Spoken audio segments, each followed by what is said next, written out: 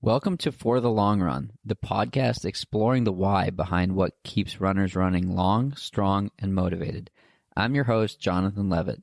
I've been running for a few years now and have the privilege of meeting many incredible runners on my travels all across the country. This podcast is intended to share those amazing conversations. This week's episode is with Mae Flynn. Mae and I sat down in Tahoe the week of Western States, a race she had trained all spring for, but decided not to start as her body wasn't totally prepared for it yet. We talked about how, despite how hard of a decision this was, it was the right one with the goal of longevity in the sport in mind. Mae opened up a lot about her struggles and triumphs of late, and it was really amazing to see this unfold firsthand out in Squaw Valley.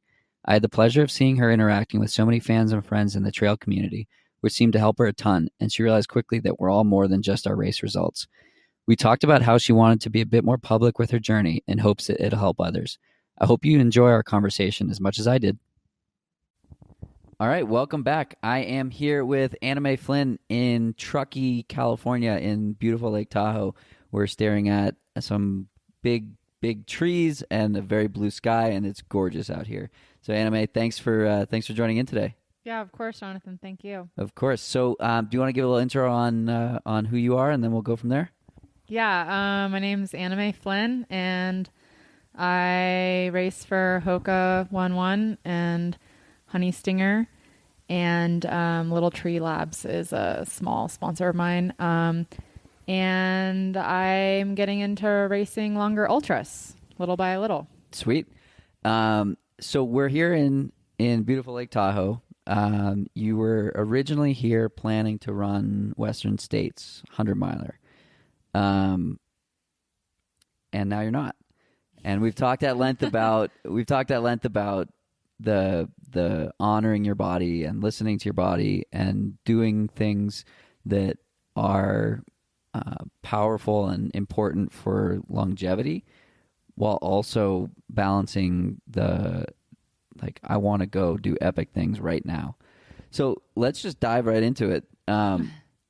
Last week you decided you weren't running Western States.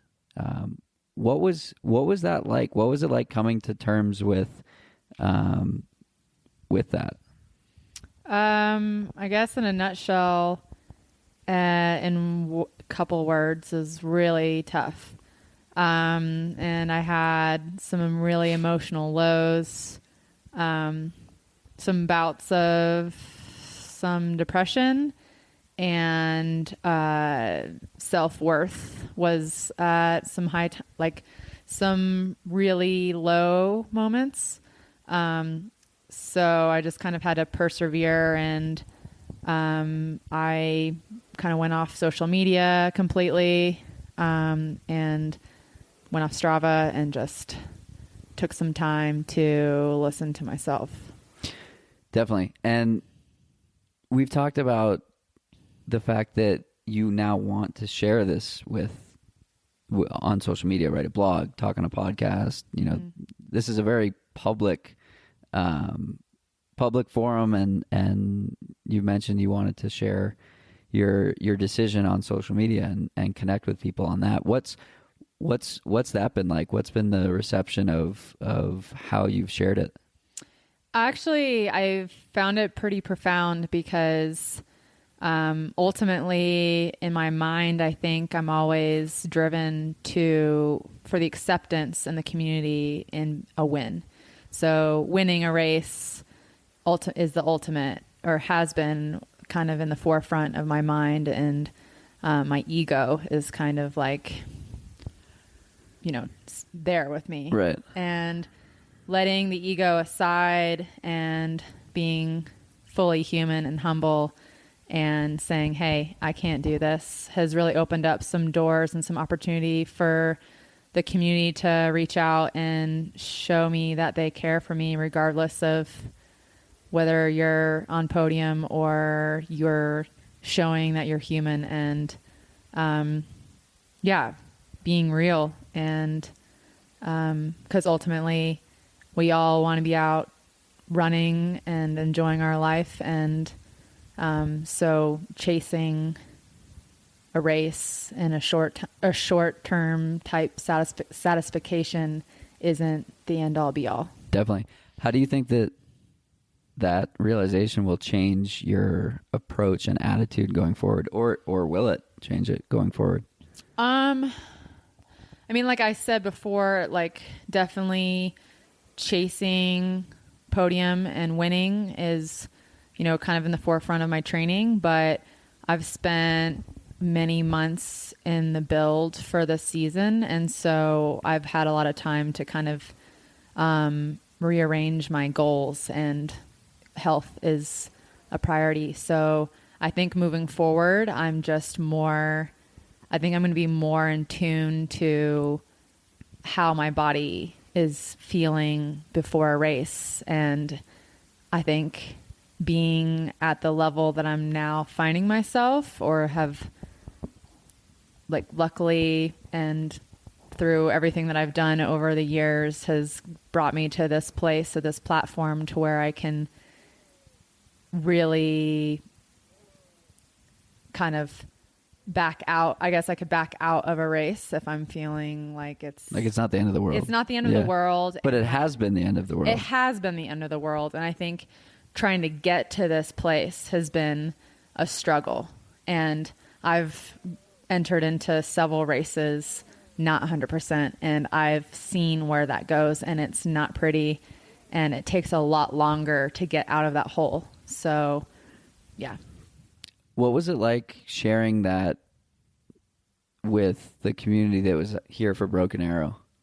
We're out in Squaw, and hundreds and thousands of people are there for the 26K and the 52K. Mm-hmm. People coming up to you, petting your dogs, playing with your dogs, all that fun stuff. What was it like being so immersed in that community with that weekend in particular? Well, at first, so Morgan Artola, who got first in the VK and second in the 26K, had been corresponding with me going into the race weekend. And I had shared with her that I was really hesitant about going into Squat, and felt really emotional, especially that morning when I ended up going to the race. But she was like, I really want to see you. Like, I'm sure everything will be fine. Like, and so I kind of just, again, swallowed my pride and went for it, and showed up for the VK. And I kind of like skipped the village and just started like running up the VK route with my dogs. And then Morgan saw me, and she's about to race in 5 minutes. And she runs up the hill and gives me a big hug. And she's like, everything's going to be okay. And I'm going to cry. She's like, yeah, it doesn't matter. Like, if you're, just because you're not doing a race, or you're not achieving a goal that you feel like you're letting people down, you're not letting us down, you're not letting me down, and you're still my friend. And so it was just like one of those connections where I felt a little bit of release. And then as I continued to run up the mountain, I had all this like rush of feelings of racing previously, and just like getting excited to cheer for people. And then afterwards, I went down the village and just connecting with everyone. There was never any kind of mention about why I was pulling out of Western States. There was no like questions that I was afraid of people asking, like, just never even came up. It was just like, oh my gosh, how are you? I miss you. And just that connection with a community that is growing into a family had really just kind of surfaced. And I let all my fears and expectations go away, and it was just one big happy like party after that. So to say that I don't know, I'm just feeling a lot more relieved, and feel like I've had some kind of like figurative hug and like a consolation just from the weekend. And so yeah. That's awesome. Yep. So my coach, David Roche, is a big fan of yours. And he, in the book that he wrote with his wife, he starts it off by saying, we're all going to die. This is all completely meaningless. In the end, and they even said it at the beginning of the races this weekend, The race announcer, the race director said, when your light's gone out and um, when your light's gone out and your time is up, you're only going to remember your friends, your family, and epic days in the mountain pushing your body. No mention of winning, no mention of podiums, no mention of PRs. It's all about friends, family, and having fun doing what you love. And I think that was a profound statement that he made. He wasn't, I'm sure not a ton of thought went into it, but it's just like that thing where that kind of thing where it's like, yeah, that is what we'll remember. It's not you came in first here and third here, or second here, or fifth here, or DNF'd here. It's what did you bring to the community? What did you contribute to humanity? And I think that's what matters. So how do you balance that as a pro athlete, where you have sponsors that pay the bills, and is there an expectation for performance, or is it engagement? What's the piece that's communicated to you in terms of Hoka or Honey Stinger or whoever it might be? Is it we want Anime the human to be awesome and contribute to the community, or is there a performance aspect that is alluded to as well?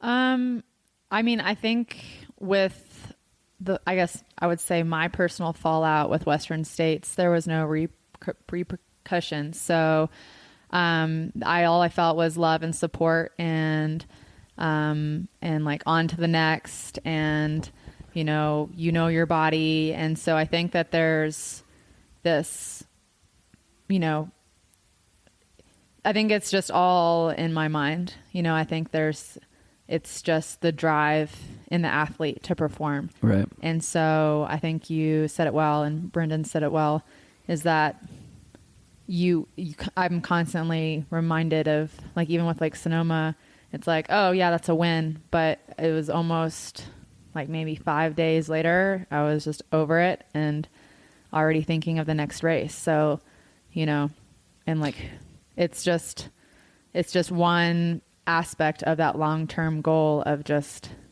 like you said, what are people going to remember? What am I going to remember? And I don't want to be this, angsty runner, trail lady who's made no friends and has been competitive with all the females, and they've just like talked behind their backs and, have been jealous and envious and all this. And then I'm 50 and have no friends. And what do you want to be remembered for? So, yeah. What do you want to be remembered for?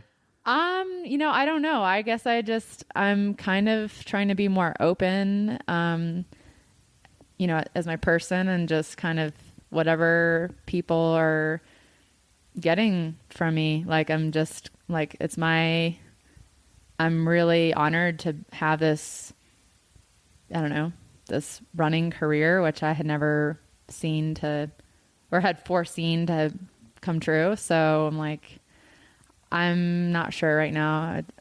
I'm hoping that they see something genuine in me, and can not be afraid to be in the mountains. I think specifically for females, I get a lot of questions from females that are just trying to hone in their being comfortable in the mountains and being able to go alone. And so that's something that I'm starting to kind of feel, just ever so slightly, that's kind of coming out in what I do. So yeah. Cool. And you mentioned a few days ago that, like, being this open isn't, like, it's not what you're used to. Is it difficult to do it? It can be, because I can get really, I can definitely get very closed off, and I can kind of feel that when I'm immersed around people, that I want to shy away after 10 minutes. Yeah. yeah. Or like, being at Broken Arrow for 2 days was like enough for me. Yeah. It was a lot of stimulation. Yeah. I was like, okay, that's enough. So I really like to hone in my practice, and I like to be alone. So, given I live in Marble, it's what I enjoy. I like hermit life. So, yeah, but I definitely have a presence on social media, but it's not really any like specific form, it's just me like running with dogs. Yeah. Like, here I am, I'm running. Here I am doing this. Like, there's no like thought process really to it. It's just doing it so I can share my life with people. So what got you into running initially? Initially, I don't know. I feel like I've got a free spirit, and I grew up in the Appalachian Mountains in North Carolina, and my parents didn't allow us to watch TV and no sugar, and they were like very strict about all of that. So I just like ran around barefoot in the woods, so I just kind of started young, and every time like I would get into soccer or basketball, and obviously like my like skills on the court were just not there, but I could just like run on the court all day and not be tired, so the coach would like keep me in. And so it just kind of happened naturally, and I joined track when I was in middle school, and then just continued to run. When did you realize that you could do this? Maybe not professionally, but maybe when did you realize that you were gifted, talented, a little bit better than average? I don't think I think that. Like, I think I've heard that I have talent. Like, honestly, the one person that like sticks in my mind is Jim. And I were pretty good friends before he took the wrong turn. Or we still are friends, but we were pretty good friends before he took the wrong turn. Was he stopped being your friend? Well, we were like still friends, but we were still friends, but he lives in Arizona and I live in Colorado, but we used to stay in touch a lot more. And he would always just be like, you have a lot of talent, but I don't understand your training, because he follows me on Strava, and he'd be like, I don't understand what you're doing. It doesn't make sense to me. And I think I've always had that in the back of my head, that like I can kind of just show up on race day and get something done. But he's like, you really need to, you need to start training and train appropriately and read this, do this, like check this stuff out. And so it just took me a while to kind of like figure out my rhythm. And now that I'm feeling like I'm caught up to speed with like the other competitors, I feel like I have a lot of room for improvement. So I guess I could say that I've actually been putting hard work. So I guess it's yet to be known like what I'm capable of. So I still don't feel like I've really achieved anything like warranted of my own goals and aspirations. So it's good. You got to stay hungry. Yeah. Yeah. One of the things that we've been talking about is the concept of rest and recovery, and like, people race 100-miler and then run 10 miles 3 days later, or they then run another race a month later, weeks later, whatever it might be. Oh man, yeah, I can talk to that. Let's do it. Dive into it. Okay. Oh wow. Yeah. So I'm actually like at this point, I would say I'm pretty against running more than like 3 ultras in a year. And I know that there's a lot of elites that will, they'll race Western States, and then they'll do Hard Rock, or they'll do like 200s even. And I'm saying ultra as in like 50K. Like if I think 100, I'm like, you're just one and done, at least for me. And what I mean for me is I feel like the literature that I've read shows that you really need a fairly long chunk of time to build your aerobic capacity before you can build in any form of speed training, really, like that specific for your race. You also have to build in some strength training. So like, let's say you're racing a 50 or you do your marathon, or like a road marathon, is that ultimately you need about a month to recover from a marathon. So if you're thinking a 50K or 50 mile, we're talking very minimal speed after that, or you could see a very huge lag from your previous race, or like lag as in you kind of like, if I say it as like, you have like this train coming at you with like all of this, training that you've put in, then you kind of top that off with a race. Then you kind of have this situation where you almost have like it turns into a bullet train. And then if you're not like gently getting back into your training and give yourself enough time to ramp back up, then that bullet train can hit you pretty hard and you are going to feel fatigue. You can pretty much feel your marathon or your 50K or your 50 mile a month after. And so I think ultimately that's what I'm feeling. Is I raced Lake Sonoma on April 16th, and there's this fatigue that kind of sets into your legs. You start to kind of feel like a haze, or I feel like a kind of a haze. And then ultimately it's like, if you're not listening to that, you can fall into an overtraining syndrome. And that's not just like, these 100-mile, like Scott Jurek or all of these, Timothy Olsen or any of these other guys, or gals, it's a real thing that can happen to anyone. And we're talking your heart rate, your adrenals, we're talking really messing up your body, your cortisol levels. And I actually have a really close friend right now, and I don't want to disclose who this is, but this person is going through a really, really hard time right now.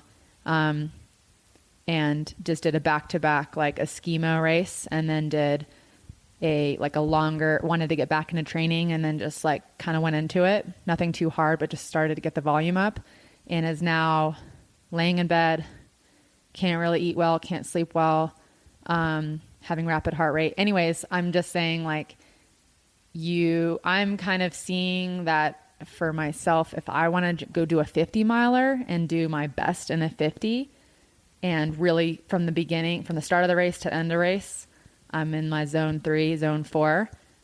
Like if I'm going to then put in some training to try to do a 100 miler, that's an 18-hour race. Or in my case, like at this point, I'm trying to go as fast as possible. So maybe I'm trying to break the record. If I want to break the record at Western States, then I'm going to do my golden ticket in January, and then I'm going to rest for a month, and then I'm going to like really go for Western States. So I felt like this year I had some hiccups in my hips and stuff. And it's like, there's so many people that I talk to, they're like, it just kind of works itself out, or, you just kind of deal, and everybody has aches and pains. And I'm like, F that shit. Like, I do not want to have messed up funky knees or like weird hips at 32, or rather even at 40 or 45. Like I want to be like Magda and possibly win Western States in my 40s, or maybe tackle UTMB in my 40s. Like I don't want to be here and be in my prime and then like a year later, be bedridden or like walking around with some type of issue. Yeah. So anyways, I could keep talking. This is a whole other This is the kind of stuff that I think is so important for amateurs to hear. Like at your level, you're being paid to compete. You're incentivized to win, and you're not racing because of it, because you're thoughtful of the long term and you want the longevity versus like I have friends that will start a race injured, and it's like, and then they get kudos on Strava.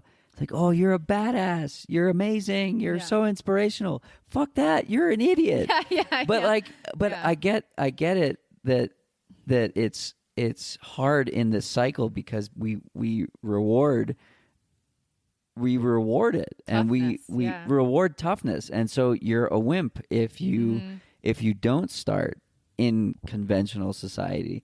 And so we need these types of stories where like an a good comparison is I listened to a podcast with Ben Rosario, and he was talking about running the day after a marathon.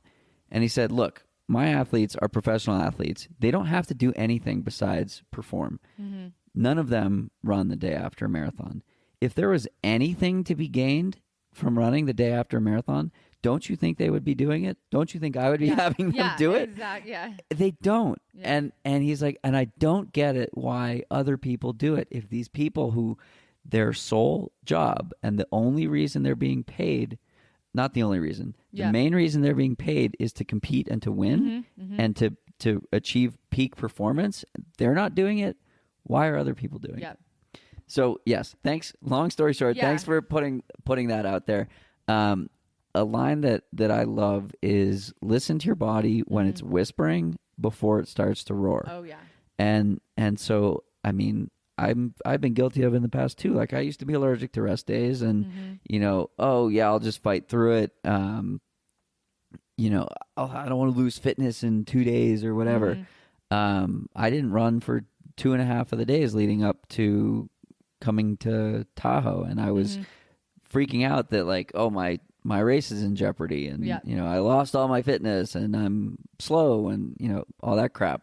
But I've had some of my best racing after taking an extended taper or taking an extended unplanned break, and I didn't think at all about what the purpose of that time off was during the race. It was just in the back burner. So yeah, I think that part about listening to your body before something catastrophic happens is huge, but it's not easy.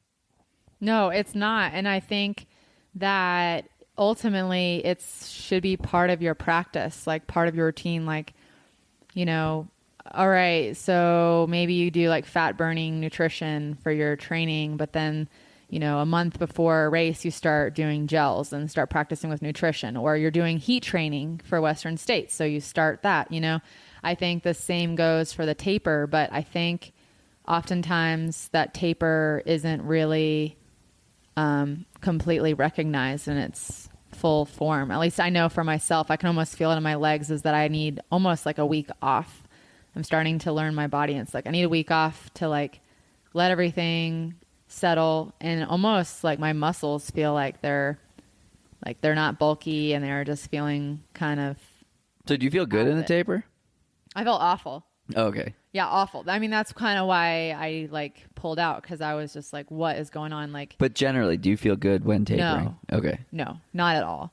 And I think I need more time. Like, I think I push the training too far up to the race. Like Lake Sonoma, I felt like crap, but I think going into Westerns now, I feel really good because I've taken like 3 weeks off. But I think part of the reason why I pulled out of Western States is because looking at my peers too, it was like, wow, everybody is putting in, still putting in their top mileage weeks, and everybody's tapering this perfect bell curve, And I just think that looks different for everybody, and it definitely looks different for me because I'm just now getting into like, high running volume mileage. And I think like Alex Varner is one of my close friends, and he's like, you can do Western States with 60-mile weeks, like what Claire Gallagher does. He's like, you just kind of have to, your body just needs to be strong. And I think I just kind of overdid it in terms of what my body could handle before 100. And my hips were screaming at me, my knee was screaming at me, and I was like,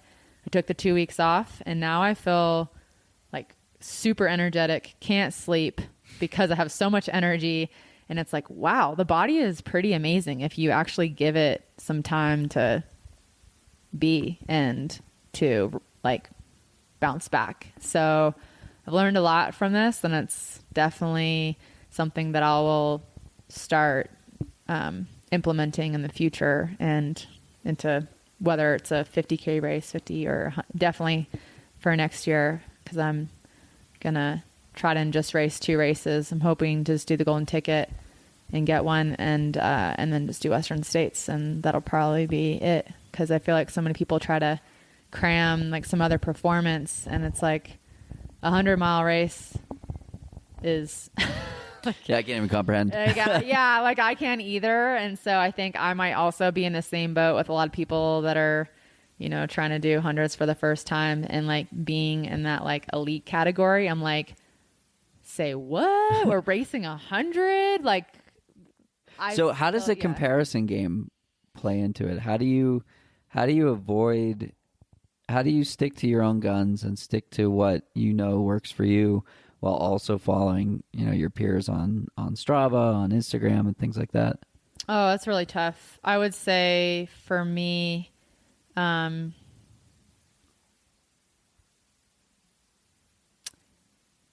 it's really just got to listen to the body, and from also heart rate training has actually really helped a lot. To keep you honest? Yeah, to keep me honest, because if I keep my heart rate at certain zones for my easy days, then it allows me to see what other people are doing, and it's like, it's fine. Like, I feel confident in what my body is able to handle. It's just as soon as I start to like focus on adapting or like ramping up for a specific race, then my body can kind of get angry or flare up. How do you specialize for a race? I just do I'll just do a specific workouts. So I'll do one workout a week. Whether it's like trying to get turnover, or if I'm trying to do, I usually build my long run if I'm trying to do a 50 or more. And that's what I was trying to do with Western States. But because I had that world distance race, I thought I could handle it. But I definitely learned that you cannot train for a mountain 50K that's like fast and technical and also be really ready and fit for 100. And I'm really bummed that I wasn't able to see that beforehand, but I guess you live and you learn. Yeah.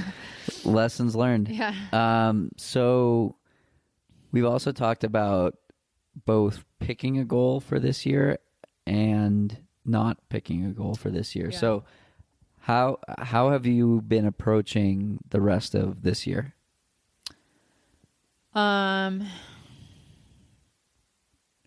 Well, I have approached it by just going for one race, like picking one race so that at least I have something that's in the immediate future, but not too soon enough where it's going to stress me out. So I picked TNF 50 because that's in November, so I have plenty of time.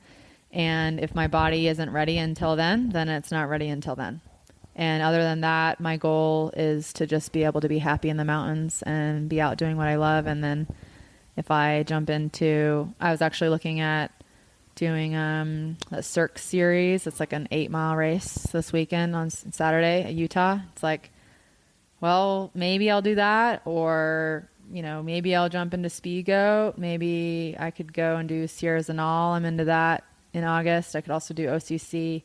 So it's like, there's definitely, it's all there, but since I've already kind of like felt that emotional roller coaster and how much I really wanted to do Western States, it's just like the goal is still Western States. But 2020, I have a year. Yeah. So it's like, and I know now that like I have the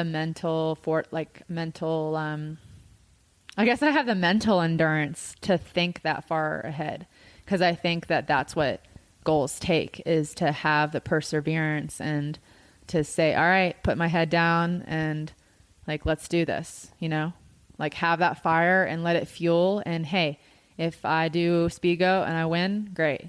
If I do OCC and I win, awesome. If I win TNF, great. But Western States is that goal, and maybe I'll be disappointed next year, and that's fine. But I'm going to keep trying, So it's just... Yeah, so it's part of it. Yeah, so you mentioned the fire and searching for that fire and making sure it continues to be lit. Where does that come from? I really don't know. It's like, it's just the passion, I think, for pushing my body to that limit, but finding that perfect line of fitness. And it's just such a hard line to find that when you find it, there's just no better feeling. And I think... Does flow come into... That's what I was going to say. That's a term that comes into mind, is that flow. And for me, the flow occurs most when I'm training. And I kind of get into this Zen feeling sometimes where I'm like in a blizzard in January doing my long run. I'm like, why am I out here? You know, like what is going on? And then I like get really emotional and like I'll get into this state of flow. So for me, flow doesn't mean like, you know, like winning a race. I've never felt flow. I've only felt flow once in a race. Other than that, this is always in training. It's always in training. And so I think for me, it's just like getting to that feeling of like when you take that stride and you're running, you know, 20 mile and effortless. You're just like, oh my, like we're here, like and then it's like, there's just a teeter and then something happens, you know? And so it's like, I'm just trying to gain that. And like, if that lines up and matches up with a race one day, it's just going to be You're just going to have the day of your life. Man, yeah. Like I'm, you know, and I think that's how you break records. I mean, that's, you know, there's some people who have that gift or who are able to do that, you know, like Jim is like, seems like he's constantly in flow, you know, but I feel like for him, I'm sure if you talk to him about it, I'm sure that there's something for him like that. It's clearly not enough because he's still doing it. So, you know, I don't know. I've told like two people in Boulder once. We were sitting down and they're like, what's going to be like, what would take you out of running? Like, what would be, you would just kind of like drop the mic and be like, boom, I did it. And I was like, you know, that's yet to be thought of in my mind. And I think I'll know and everyone will know if that moment ever happens. You know, if it's just... who knows what's that epic for someone, you know? Yeah. Because I think once then you reach that, then there's only attaining more. So I don't think like even breaking Western States record, I don't think I would be like, all right, I'm out by community, by running. Like, but that's the thing with an achievement like winning a race versus flow. I think that flow is repeatable and it feels phenomenal. Yes. And like I was getting the goosebumps when you were talking about it because I vividly remember running down Donner Summit or Mount Judah over at Donner Pass in November. I was running with a friend, Brian Brussel, and we were on like mile 29. Yeah. And he looked at me and he's like, dude, I have a problem. And I was like, what's your problem? And he was running ahead of me and he turns around and he goes, I can't stop fucking smiling. Yeah. And I'm like, totally. I'm like, bro, I have the same problem right now. This is amazing. Yeah. And this was 29 miles into my first 50K. And, oh wow, yeah. And I was like, up here, I was like, I can go forever right now. Yeah.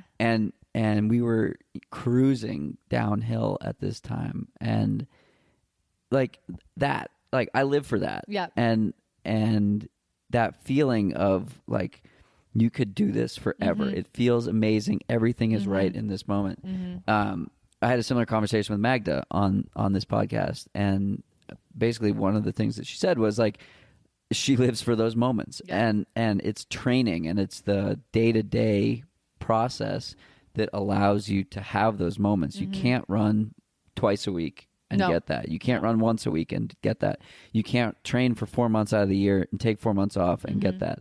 I think that's why that people who run often and frequently love it more than people who take breaks. Oh yeah. And so it's finding that balance between like what is too much for you and what is going to get you to that holy shit, this feels amazing state.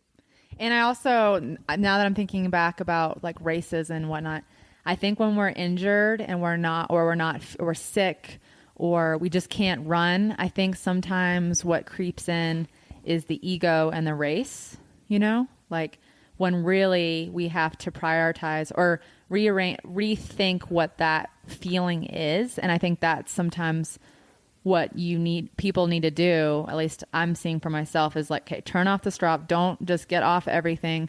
And then you start to think, like you're laying in bed with a cold, or you're like, I don't know, I feel like my foot, I think I have a stress fracture. And then you start to like freak out, something's going on. And then when you realize that it's all okay, or you get past that hurdle, I think ultimately when you get on the other side of that hurdle, you're like, all I want to do is run. Like, remember that day a week ago when I was just like bent out of shape because I was supposed to get in a 20-mile run, but I only got 15 in, and I was beating myself up and I kept trying to push, and now here I am broken. I think when we get to that stage where we're not loving it and we're trying to shove it in for the race, then that's when things start to fall apart. And that's kind of what I was starting to feel, a lot of stress trying to do 2 races. And I had already committed a flight, had already committed to go do the team thing before Western States was even like going to happen. So I think feeling any kind of pressure from the outside or the inside, I think any kind of change or anything that is going on, whether it's like, oh, my kids are sick, and oh, my husband needs more time from me, or work is really demanding, like you have to honor that extra little bit of stress or whatever it is that's going on and say, you know what? It's time for that rest day brags. Like, it's time to take stress is stress. Yeah, stress is stress. Take a week off, let your body. And it's really hard because you're in it and you want that flow and you're driven and you want that consistency. We all want that consistency in running, but I think it's really important to say, hey, what are we doing here? Like, am I having fun now? Like, once running starts to not be that fun, then you got to take a step back. Definitely. What gets you really excited? Just in general? Yeah, or with running. Oh, I was like, my dog. That's a very appropriate answer. Yeah, I love Fosco.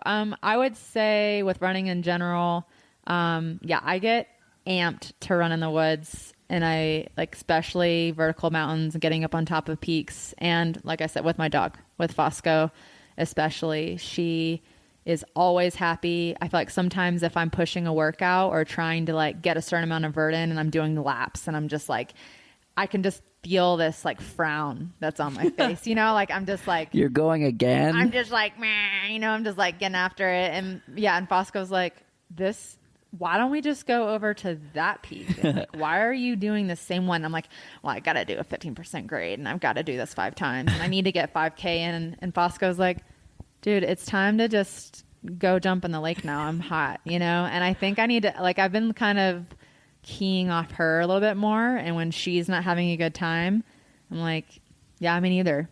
Should we call it? It's been 2 hours. Like, I want to do this again tomorrow. And I know Eo Wang did 30 miles today. I went up Tam 3 times, but I'm going to do 6 miles today, and it's just like, who cares? Like, yeah. Do your thing. What is it about getting on top of peaks that you love so much?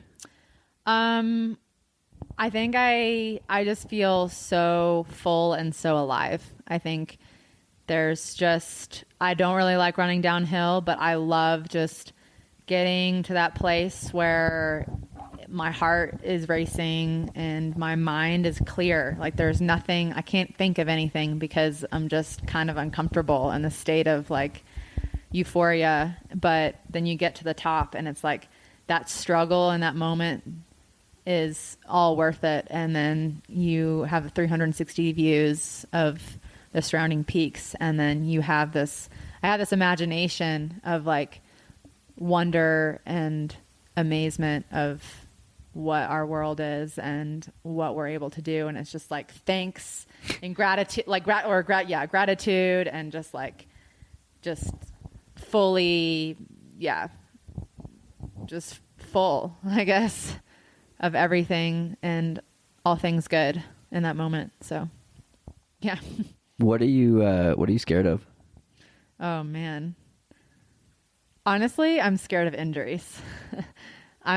I think I might be like borderline, what do you call it? What's the word? Hypochondriac? Yes. Yes, like I will think that there's something wrong, and How do you keep that in balance though? And like, how do you know when to listen to it and when to say, shut up, legs? I'm still trying to figure that out because I wouldn't run downhill or on pavement in college because I was afraid I was going to hurt my knees. But it was just in my mind, and so I think I'm like slowly, I don't know, just learning what a niggle is, I guess. And like when you're heavy, when your legs are heavy, or if like your foot's kind of hurting, it's like, do you just kind of go easy for a while? Do you cross train? I think we all have that, or have that, I don't know, an issue, but I don't know. I think I'm still trying to figure it out, but I think being able to go have like a doctor that you're feeling really like have a good relationship with, who's not gonna not say waste your time, but they're not gonna just check you off and be like, yeah, your body looks good, and you're like, no, but really, like, I run. Treat me as an athlete. Treat me as an athlete, and I think that's what I got from visiting this clinic in Sonoma with Tracy Hogue, who's also an ultra runner. I was like, okay, I swear my knee, I feel like I have like patella tendonitis or I have a tear in my hamstring, I swear. And then they're like looking me over and doing all these different diagnoses, and they're like, you are good. Like you are 100%. Like I think it's a ghost thing that you're feeling, and you just have this tightness and like the stress that's just like you're putting on your body. And I definitely have some serious tightness in my hip, but it's like dry needling goes a long way. Finding that maintenance, that, like 10 exercises that really support you, that you feel that you can go to help your weaknesses, I think can go a long way. So that if you ever have a little niggle, like if your foot, if you have something that keeps flaring up, it's like, okay, what can I do to like maintain that? And instead of letting it go and just going and running, feeling good anxiety wise, so that you can always go back to that routine. Like I have like 10 things that I'm starting to implement now to like help my hips be strong, so that I'm not in this constant like, ooh, is this going to flare up again? Or like, am I hurting myself? I don't want to get into like, I don't want to fall into some kind of trap or some type of hole that I can't get out of, so that I can get back to the flow state that we're talking about. Yeah. So let's get to that flow state. That's just the best. Yeah. Well, Anime, this has been awesome. Thank you so much for chatting today. And where can we find you on social media? I think my Instagram's Mae Flynn, and Twitter I'm not on much, but it's AM Flynn Runner, I think. That sounds right. Yeah, it sounds all right. You can find it. And Facebook's just Mae Flynn. So cool. Yeah, I think that's about it. And Strava. Awesome. Thanks so much. Yeah, thank you. That's it for today's episode. Like many long runs, it's sad when it has to end. I hope you join in next week on For the Long Run. And in the meantime, happy trails. If you've enjoyed this episode, it would mean a lot to me if you shared it so that others can find it and enjoy it too.